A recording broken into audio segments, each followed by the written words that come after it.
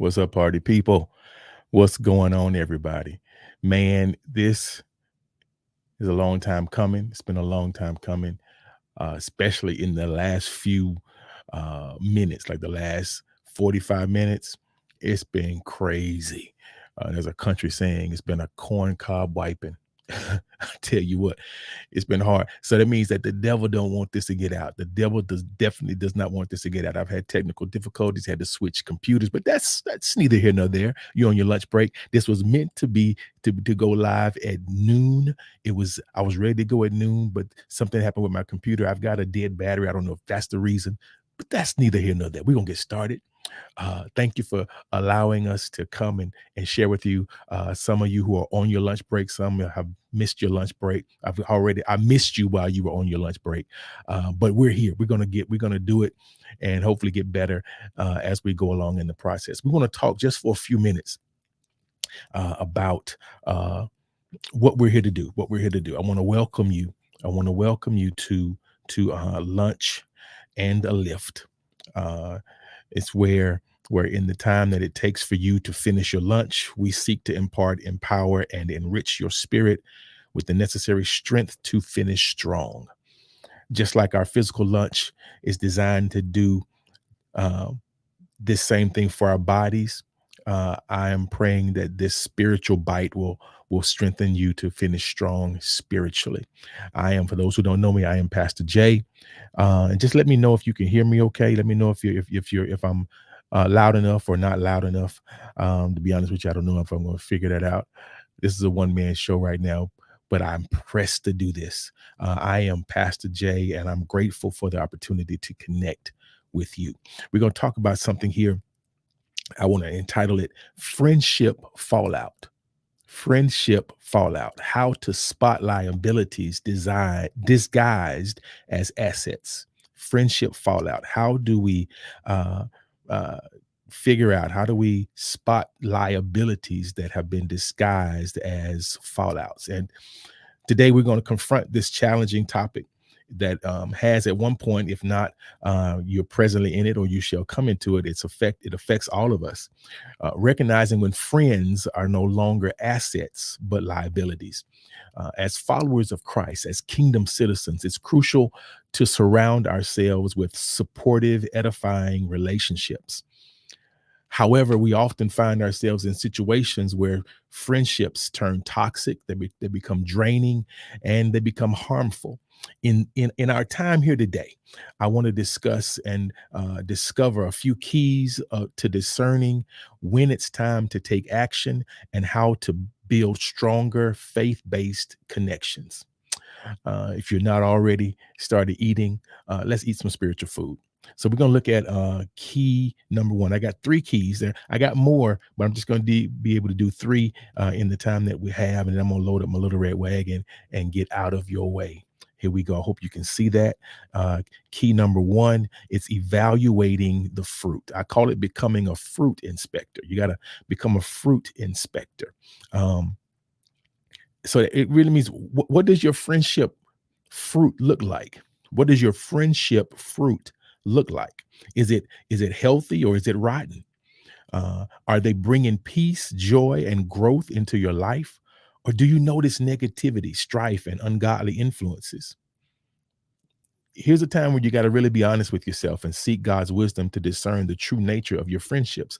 Because I know when you really get to the place where you call somebody a friend, it can be hard to look at the reality that they may not be best for me in this season.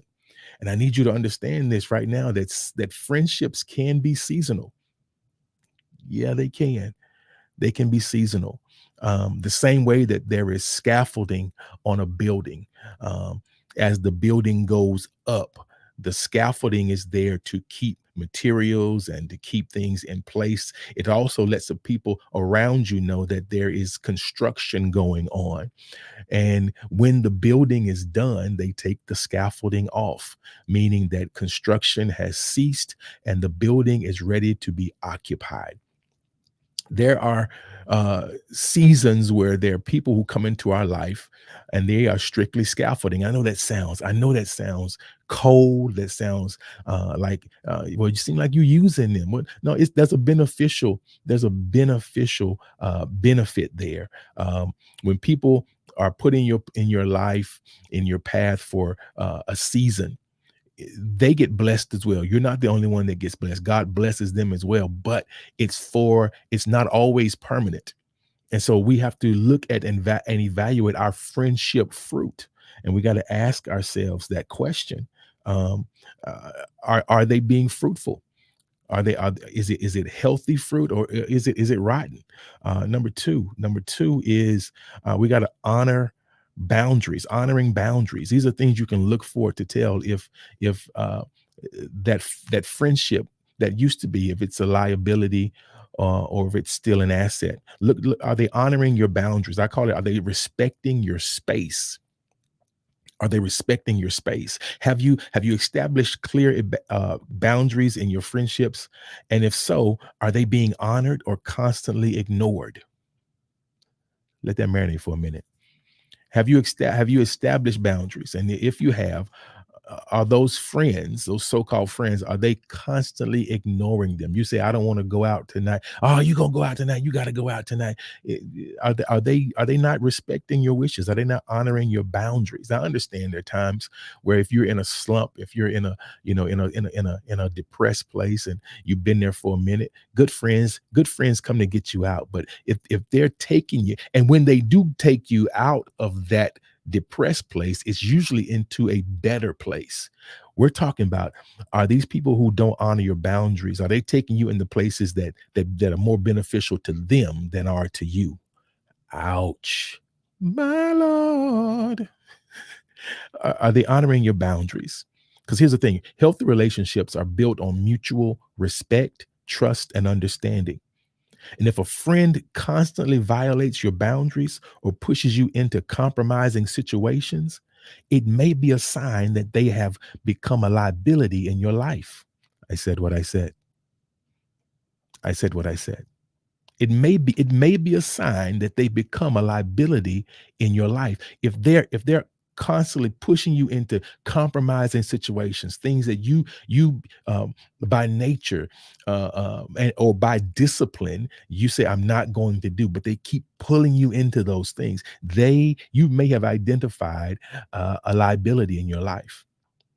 These are the moments where you have to be firm and compassionate, when if possible, in a as you assert your boundaries, or reassert in some cases, and you communicate openly and without apology where you are, where you stand. If they can't take that, if that offends them, then they have exposed themselves as a liability and not an asset. The third one we want to look at, I hope y'all getting some out of this. The third one we want to look at is seeking godly counsel. Seeking godly counsel. I call that a fresh set of eyes, having a fresh set of eyes looking at the situation, because sometimes we can look at the situation so long and we can get the little haze over our eyes. We can begin to gloss over things that really need our full attention. And you need somebody outside of the situation to look at it with a fresh set of eyes. Seek that godly counsel. Seek that godly counsel. Ask yourself these questions. Do you have or have you ever sought guidance from other kingdom citizens, or a trusted spiritual mentor? Do you have other believers in your life whose desire is to honor God with their life? Have they been given permission to look at what you're suspecting now to be either an asset or a liability?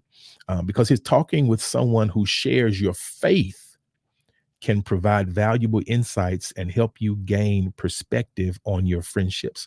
Don't ask counsel of somebody on the same level as Pookie and Ray Ray.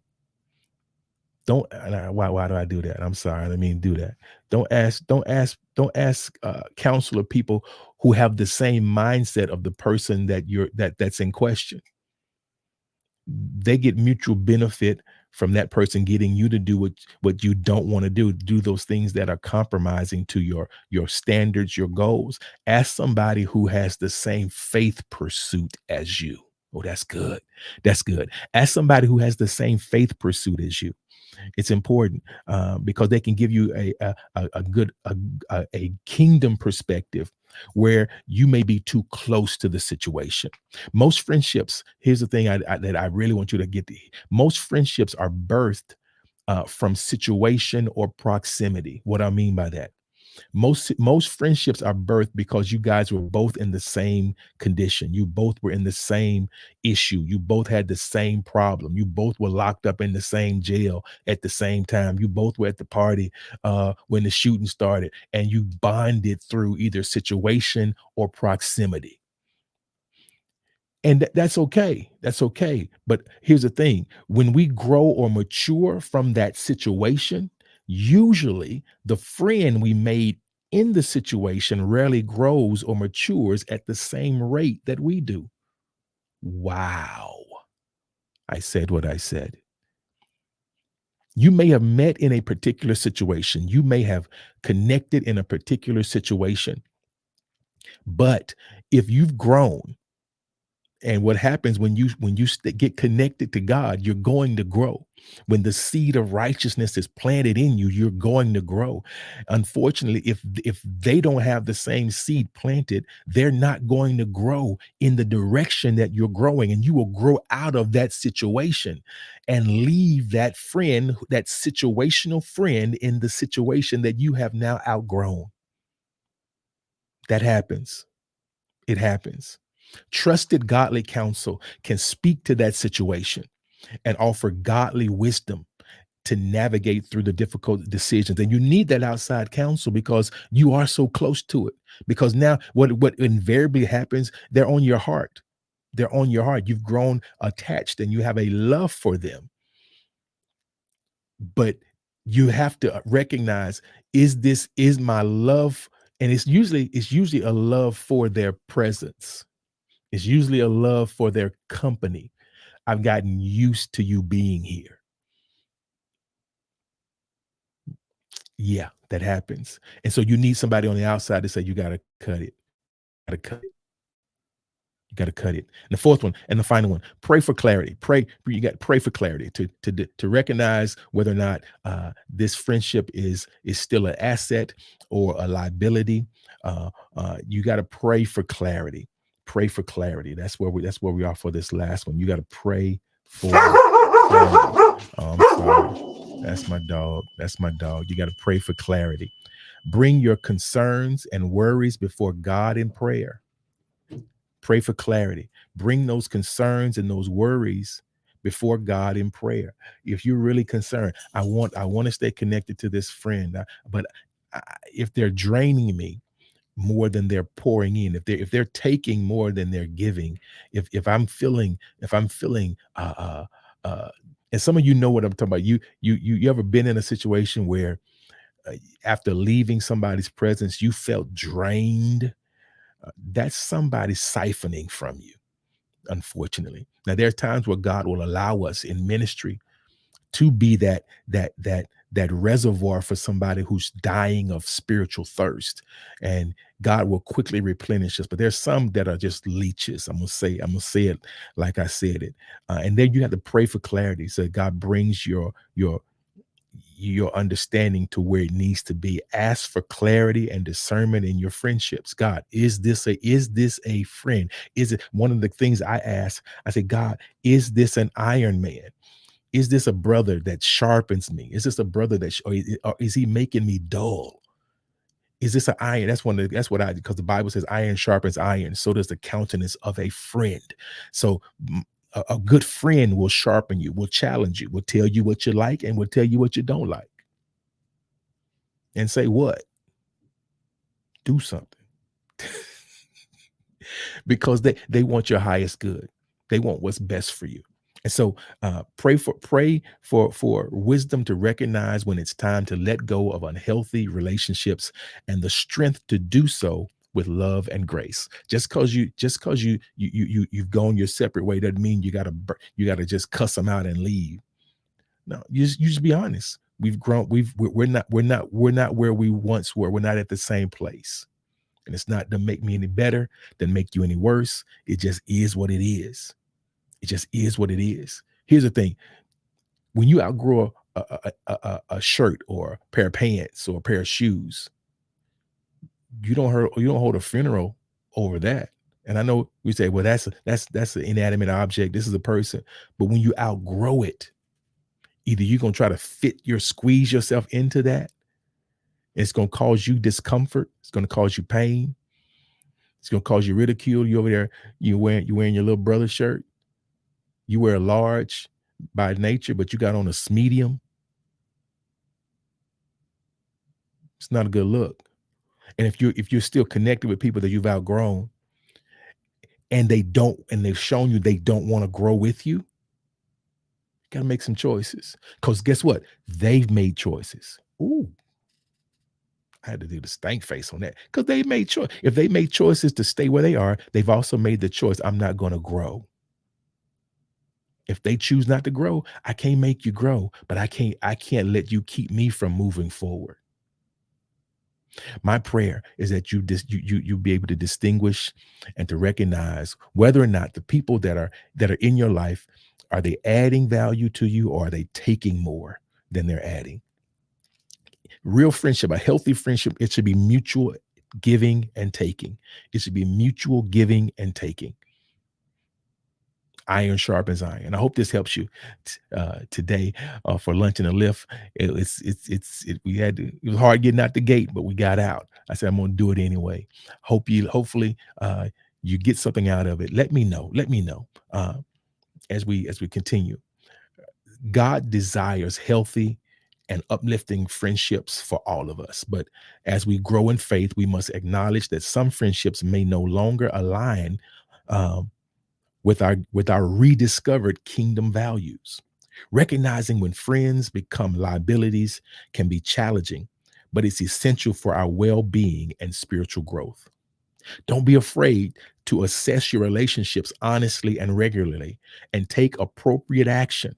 Surround yourself with those Surround yourself with those who encourage your faith, lift you up, and inspire you to become the best version of yourself in Christ Jesus. Let go of toxic relationships. Let go of toxic relationships. Let go of toxic. I need to say that for somebody. Let go of toxic relationships. It's already been established. It's toxic. Let go of toxic relationships. Follow the advice of that prophet from the 70s, Teddy Pendergrass. I think I better let it go. Let go of toxic relationships and trust that God will bring new meaningful connections into your life. If that relationship leaves, and if you've outgrown that, trust that God has one that fits you where you are. I'm Pastor Jay. This has been Lunch and a Lift. God bless you.